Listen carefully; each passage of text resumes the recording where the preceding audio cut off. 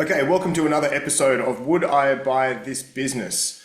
This is frankly an incredible business, but let's get into some of the nuances. So this business is in the aged care sector. They are effectively a labour hire business for the aged care sector. So they provide all sorts of different types of nurses to places like hospitals, aged care facilities.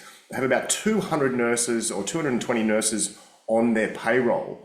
And they handle a huge amount of compliance associated to delivering this service, as well as just the logistics of getting the right nurses to the right people and the right places.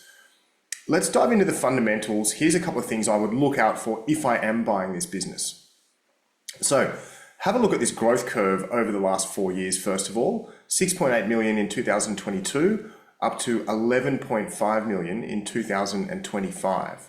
So 30% year-on-year growth, followed by 18%, followed by 10%. So that tells us things are starting to taper off. The business is maturing to a point, probably geographically, where it might be close to reaching its limits. So that's certainly not a negative thing. Now is certainly a good time for the owners to consider selling. And hopefully there is still some runway left for the buyer. That's one of the things I'd like to understand. First of all, is geographically, where is the business servicing and what other areas can the business move into and what might be barriers for the business moving into those areas? The biggest expense, of course, is going to be labor. Now, the one thing that stands out about, which I find quite odd, about how this business has prepared its accounts, and certainly how the accountant has prepared the accounts as well. I think the accountant absolutely should have been giving this client advice on separating the administrative labour to the cost of sales labour. And by that I mean all of the labour associated to the nursing team actually needs to be in cost of sales. So this is the first thing that I'd really want to be exploring if I'm a buyer, is understanding exactly what sort of labour is associated to delivering the service and paying the nurses, and what sort of labour is associated to the core management team, those that are doing the recruiting of the nurses, those that are looking after the compliance, those that are looking after the marketing and general overall operations. So that's absolutely not clear in the numbers that this business has. And understanding those numbers will give you a picture of how efficiently the business is operating from its labour standpoint, certainly from its nursing labour standpoint, because that's where ultimately the biggest risk and potentially opportunity in a business like this is.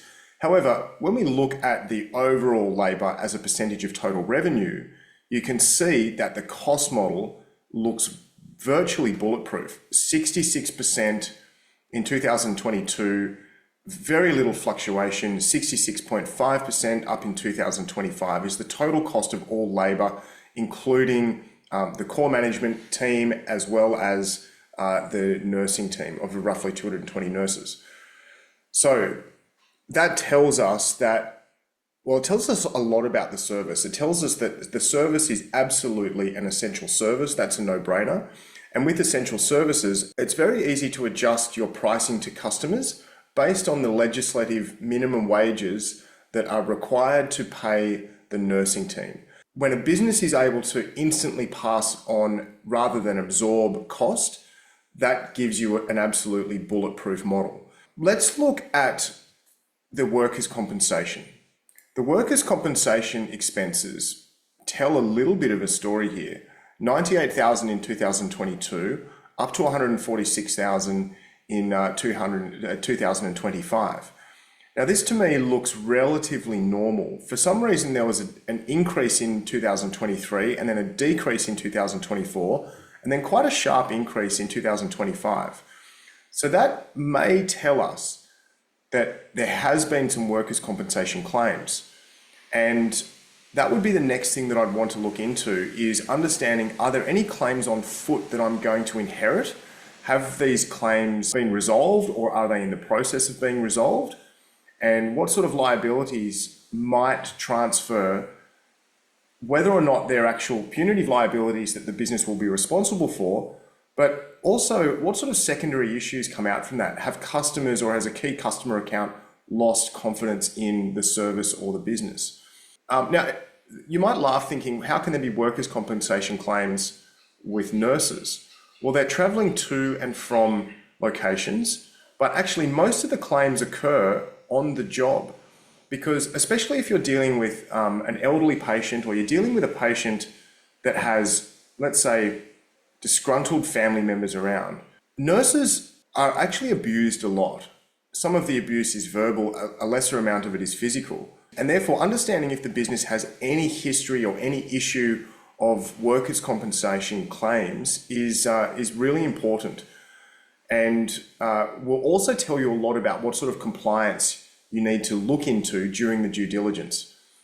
If we have a look at the underlying profit here, the underlying profit is, again, really consistent. It's a beautiful level of profit, 18%, 18%, up to 20%, and down to 18% in 2025.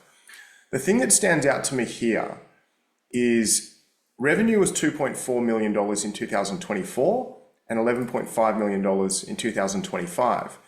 So with over $1 million increase in revenue, there hasn't really been any change to the bottom line between 2024 and 2025. That's really interesting. So that is telling us that there is something that's happening in the expense column. The wages and salaries are consistent, 66.5% versus 65%. So there's maybe 1.5% answered there. However, that tells us that there's something in the expense column that just may be starting to lag up, as it is in many businesses. Just general OpEx in all businesses is increasing and has been increasing.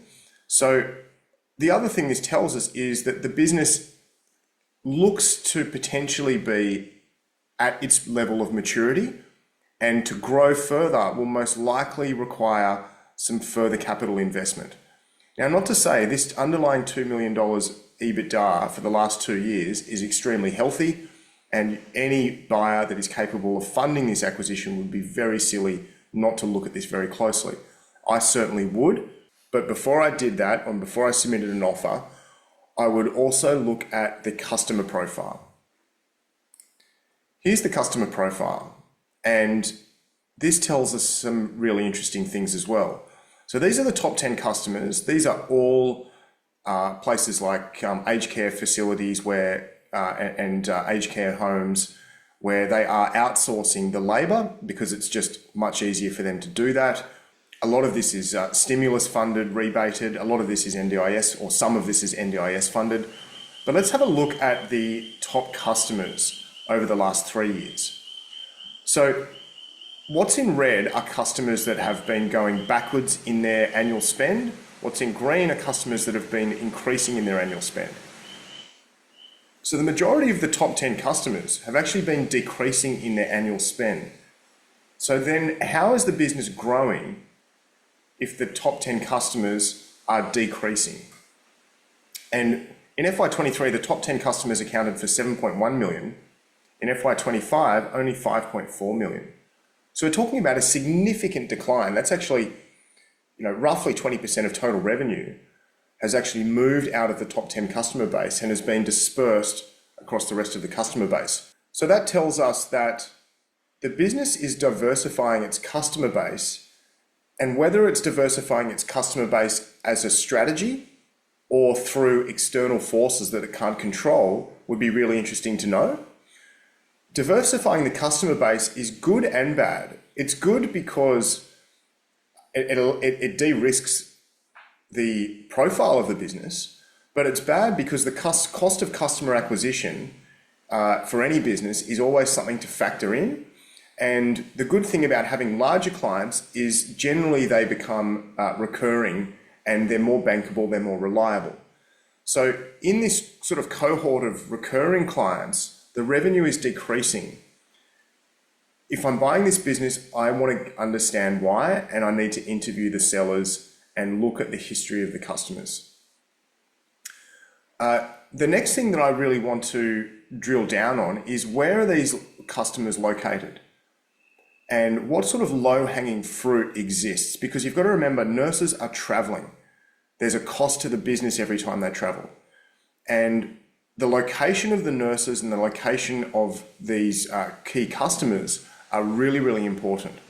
And I would guarantee there would be a lot of low-hanging fruit sitting in this customer cohort, with nurses running from one side of Sydney to another side of Sydney, when perhaps there's another nurse that lives closer, or there's another potential customer that the business could engage. So this is where I'd be spending most of my focus initially before putting in an offer.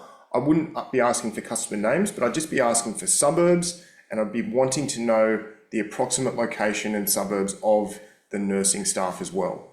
Certainly the ones that are fulfilling the majority of the work. Okay, so ultimately, would I buy this business? Absolutely. What sort of multiples are these businesses selling for?